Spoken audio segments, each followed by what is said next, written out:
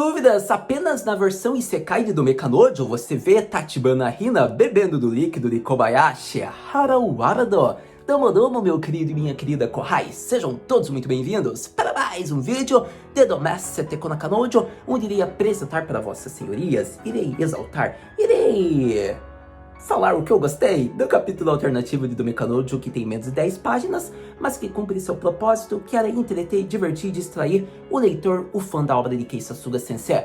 Mais uma vez, agradeço a Keisasuga Sensei pela obra de Domekanojo, Otsukaresama Kei Sensei. Por mais que já faça meses o término de Domekanojo, esse capítulo foi lançado uns 4 meses após o término. Acontece que levou poucos dias para tradução, mas eu sou ali no momento atual e quis trazer e compartilhar com vocês este capítulo. Eu já sabia da existência do capítulo, quero deixar uma coisa bem exaltada aqui no vídeo, mas só agora eu quis trazer para o canal como uma curiosidade, por conta de Domekanojo ser uma obra que às vezes eu tenho saudades, é uma obra que eu tenho gratidão, é uma obra que eu tenho um carinho imenso, foi muito importante para mim. Então, obviamente, quando eu puder, eu irei trazer de vez em quando conteúdo em volta dessa obra ainda.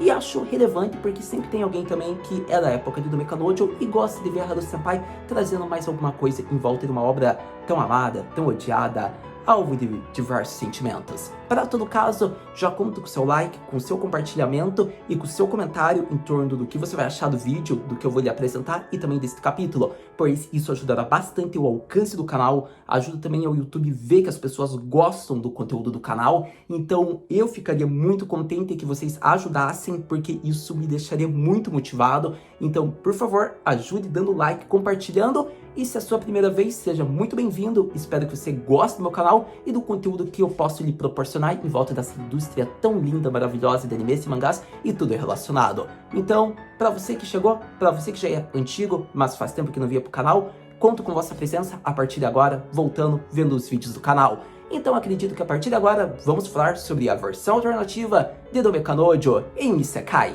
Começando com alguns pontos básicos em torno desse capítulo especial que eu já desejo deixar de início de vídeo exaltado, é em volta da forma como Natsu foi para esse mundo novo. Para quem estava torcendo que fosse a pior morte possível, sinto lhe dizer, mas não foi isso, porque ele foi apenas invocado e não reencarnado. Embora no enredo de Domekanojo oficial, que era no original, era muito fácil fazer o Natsu ser reencarnado. Afinal, foi facada, ele poderia ter salvado a Hina Arui de uma maneira milagrosa, impedindo o Track-kun de ir nelas, ou até mesmo o Track-kun, digamos que visitou o Natsu antes de ir na Hina e na Arui, horas, minutos antes. Então tem várias formas que você já nota que o Natsu poderia ser reencarnado. Para todo caso, é uma maneira legal, bacana, fica para nossa mente aí que o Natsu foi reencarnado dessa forma, ou de outras que, se você quiser compartilhar, é só colocar nos comentários a forma como o Natsu foi para esse mundo alternativo. Para todo caso, a maneira oficial, pelo capítulo mostrado, pela supervisão, autoria, pela ideia de Kei Sensei, é que ele foi invocado por nosso querido Kobayashi e por nosso querido Fumiya, que apresentam nomes um pouco diferentes, mas que fazem referência aos seus nomes originais. Para todo caso, antes de apresentar o plot da história e o que eu achei, eu acho que é interessante falar outro ponto já em cima antes, que é um aviso sobre a ordem cronológica de onde esse capítulo pode ter sido apresentado. O que eu quero dizer com isso? Qual foi o tempo, em que momento da história do Domekanojo oficial?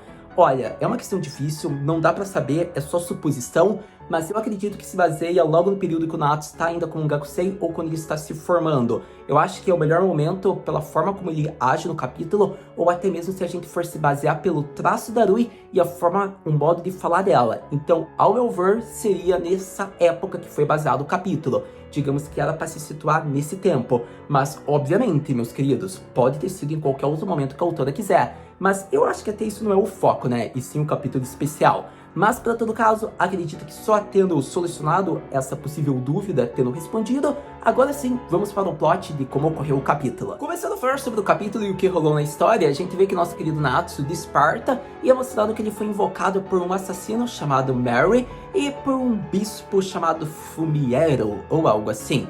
Para todo caso, referência ao nome dos nossos queridos personagens Fumiya e nosso querido Kobayashi-san, né, que tinha o Mary como nome, então foi bem interessante a forma como foi feita a referência. E um ponto interessante em torno disso é que a gente vê que o Mary-san é um assassino, algo que faz referência à obra original, porque ele foi um ex-yakuza, se você não se recorda, e o fato do nosso querido Fumiya ser um bispo é o azar dele, porque até numa alternativa de Domekanojo a autora não quer fazer ele ter um harém. todos somos time Fumiya, mas para todo caso, eu acho que a posição de bispo fica legal, talvez ele consiga fazer um ótimo controle de mana, ou talvez ele seja estrategista, ou talvez ele saiba falar, tratar bem a pessoa, a figura de um bispo talvez relacionado à religião. Para todo caso, acho que fica muito na vibe de conselheiro que ele apresentou para Dome Kanojo ajudando o Natsu. Então foi interessante a forma como foi apresentado desses personagens e os papéis que eles ocupam, porque se eles estão no Isekai, obviamente eles têm alguma posição, alguma classe, e essa é a classe de ambos. Para o Natsu, é mostrado que ele deve olhar em seu braço, e foi mostrado. Ele é da classe que faz uma referência ao mundo que ele viveu, escritor, só que nesse novo mundo ele é um poeta. Então é interessante porque fica, de certa forma, semelhante, mas fica bem, digamos, num gênero específico, fica numa parte. Ele mantém a essência de escritor, mas voltado apenas para poemas. É bem diferente, digamos, que da forma de romance literária, romancista que ele fazia, digamos que na vida passada. Ele pode fazer poemas de romance, histórias, mas para todo caso é voltado em poema. Mas para todo caso é mais referente ainda, eu acho que mantém a essência com os demais, só que ainda vai mais na vibe do protagonista. Para todo caso a gente vê que o Kobayashi e o nosso querido Fumiya ficam pensando sobre esse status, no que ele pode fazer. O Kobayashi já fica decepcionado, ele pensa que foi um azar danado, por conta de que ele esperava que conseguiria um ótimo mago, atacante, guerreiro de linha de frente para ajudar na quest que eles têm, e acontece que o Fumiya tenta acalmar a situação. Então foi bem interessante porque o Natsu não tá sabendo porcaria nenhuma do que estava acontecendo. Um dia anterior ele tava devorando uma irmã, no outro ele tá no outro Isekai, tá no outro mundo, vai entender, não é mesmo?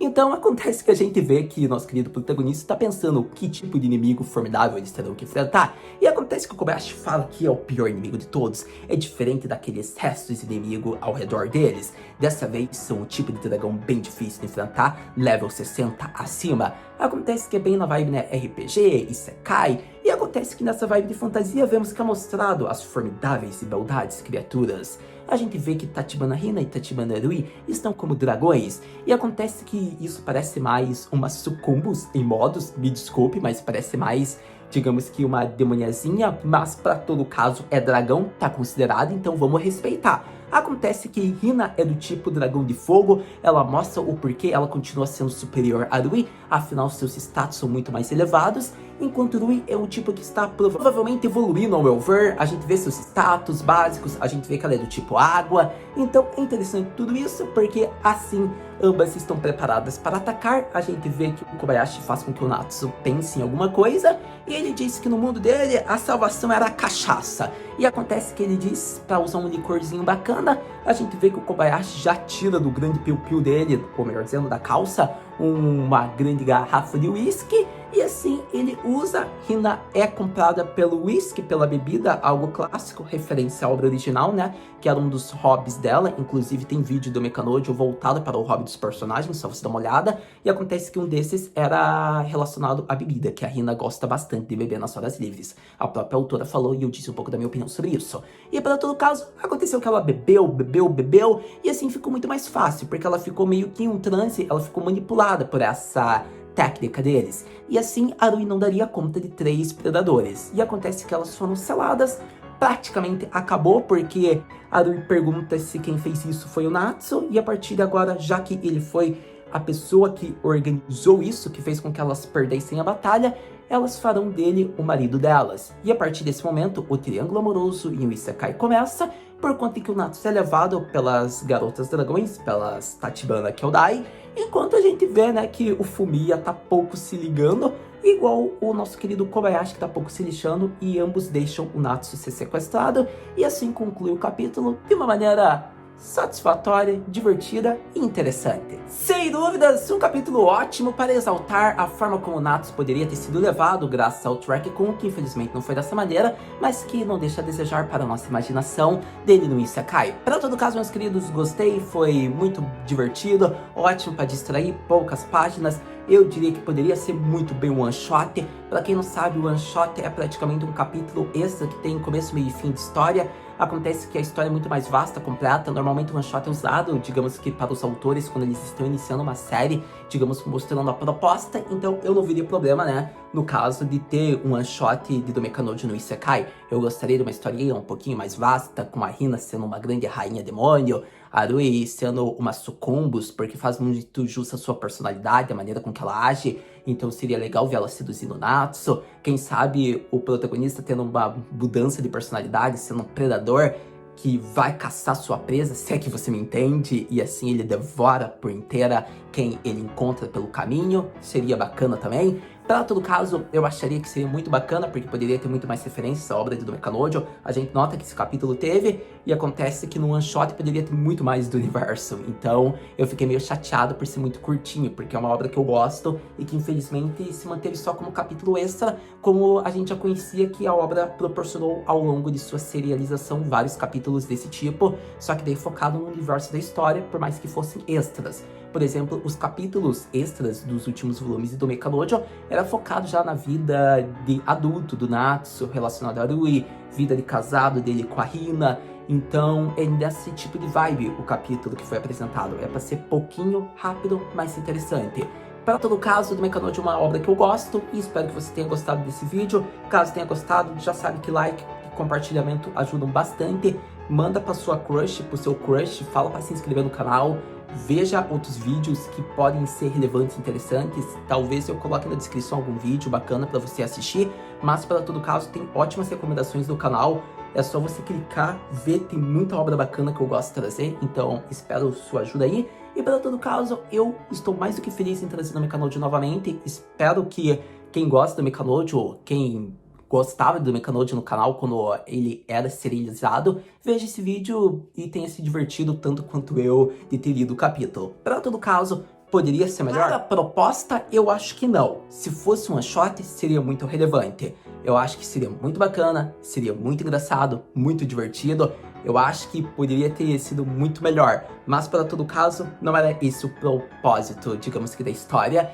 Mas, quem sabe, um dia não tenhamos mais coisas relacionadas a Domekanojo ou até mais projetos novos da Kei Sensei, que eu acredito que logo logo deve estar vindo com um mangá novo. Mas até lá, quem sabe a gente não mata saudades com novas curiosidades ou ficando aguardando, esperando projetos novos. Até lá, a gente tem que esperar, mas você já sabe, tendo novas informações, curiosidades, obviamente a gente vem aqui conversar. Muito obrigado por ter visto esse vídeo até agora. A gente se vê no próximo vídeo. No próximo vídeo de Domestic Nakanojo. Mata na